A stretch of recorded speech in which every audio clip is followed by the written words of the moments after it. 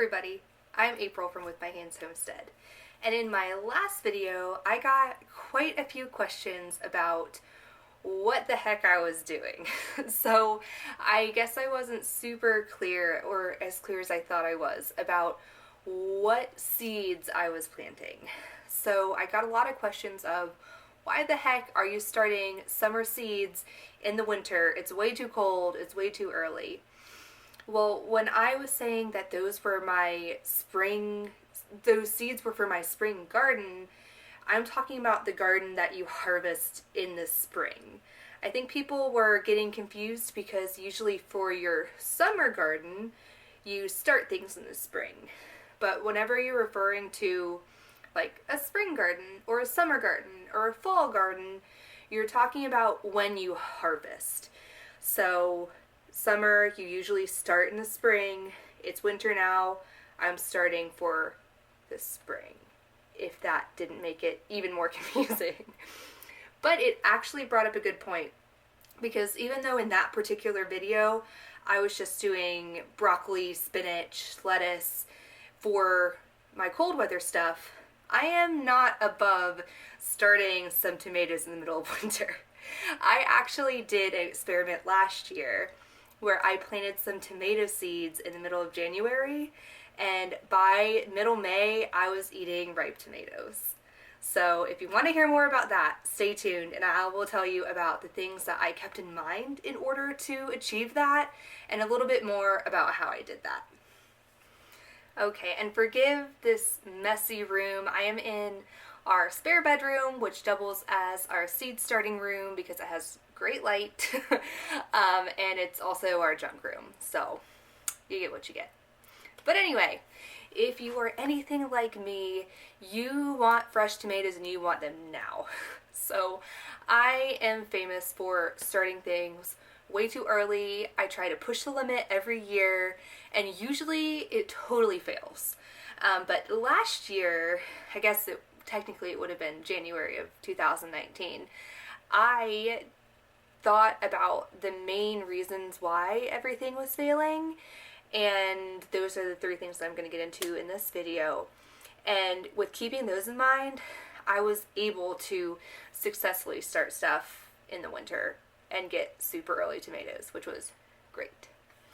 So the first thing and the most obvious thing that people think of why you're not going to start seeds in the middle of winter is it's too cold, and tomatoes, for example, are going to freeze. They're not going to grow, they're going to die.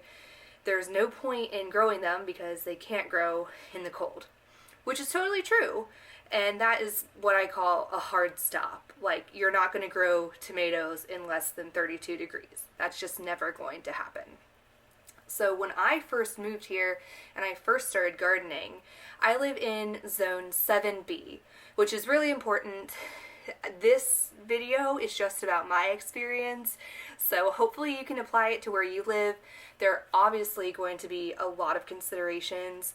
If you live closer to the equator, you might be able to grow tomatoes all year. I don't know. If you live up north, you might not. So I live in 7B. I live in the south in the United States, live in North Carolina. We have pretty hot summers and pretty mild winters, but we get all 4 seasons. So when I first moved here, I thought, great, all I need is a greenhouse and I can grow tomatoes all year round. If I can protect them from frost, then we'll be good to go. And that was wrong. So that brings me to point number 2 of your length of day. So even if you live in my area and you have a greenhouse, in the winter you don't have as much sunlight, and so they're going to need more than the sun can provide. So they're not going to grow in the middle of winter, even in the warmth, without that sunlight.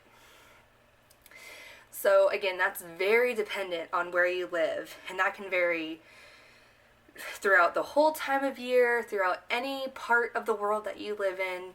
That's a big thing to consider. That's something that you can't help outside. There's not much to do to increase that.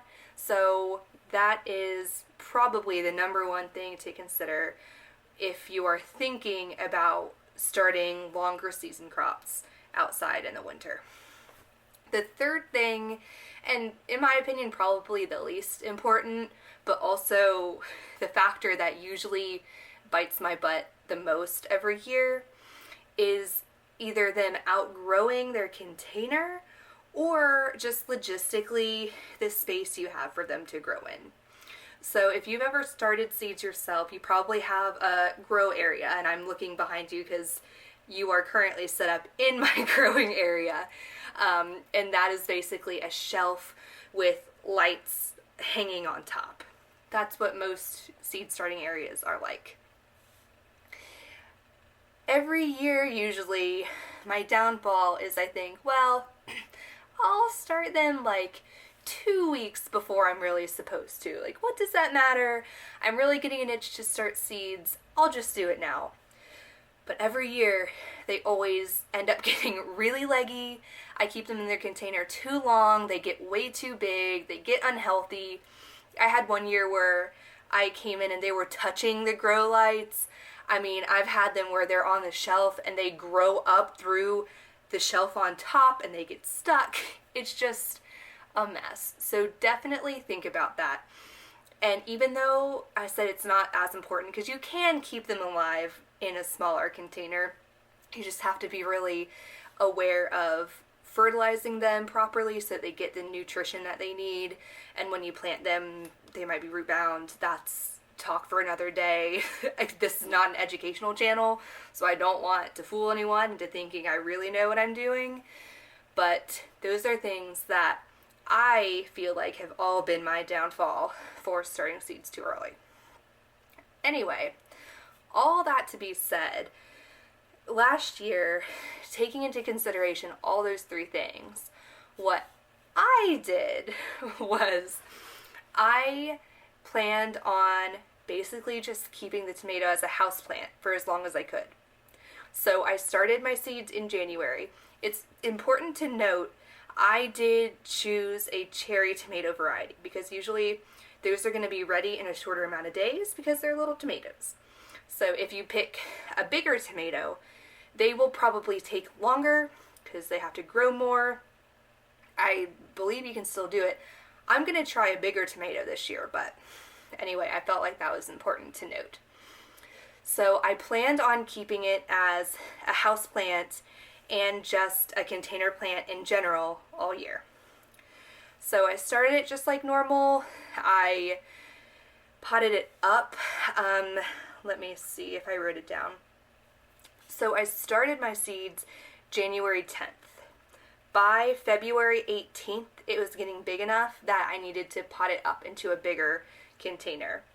At that point, I just had to rearrange my growing situation because the bigger pot wouldn't fit on my shelf. So luckily the way that my seed area is set up, my grow lights kind of overhang my shelving unit, if that makes sense. So I could just put the big pot next to my shelving unit and the fluorescent lights would still beam on them. And then once I felt like the weather was warming up a little bit during the day there wasn't as much chance of frost, I would take it outside. In retrospect, I should have done more research on the actual length of day. I mean, you can find that on the Weather Channel app. Like, you can find that out really, really easily, and I should have looked into that more. Around March, I did see a little bit signs of some kind of deficiency. I wasn't sure what it was at the time, but in retrospect, that was kind of when I started to take it outside during the day. I think it just wasn't getting enough light. Because as time went on, I did fertilize it a little bit more, but it ended up pretty much resolving itself, and again, I think it was for length of day. So that being said, around end of February is when I started taking it out during the day. It's worked really well. I would take it in at night and take it back out during the day. It was pretty labor intensive, so I'm totally not recommending this for like your whole garden. This is just like a 1 or 2 plant experiment. I couldn't imagine doing more than 2. It was a little bit of a pain in the butt to keep bringing it in and out. And then there might be a fluke day where it would be really cold one day and I'd have to come back upstairs under my grow lights for the day. So it took a lot of babysitting, but keeping it mobile in the pot was just like a no-brainer. And by the time I could keep it outside all day long, it already had flowers on it. It was starting to have fruit on it. I'm looking down at my notes.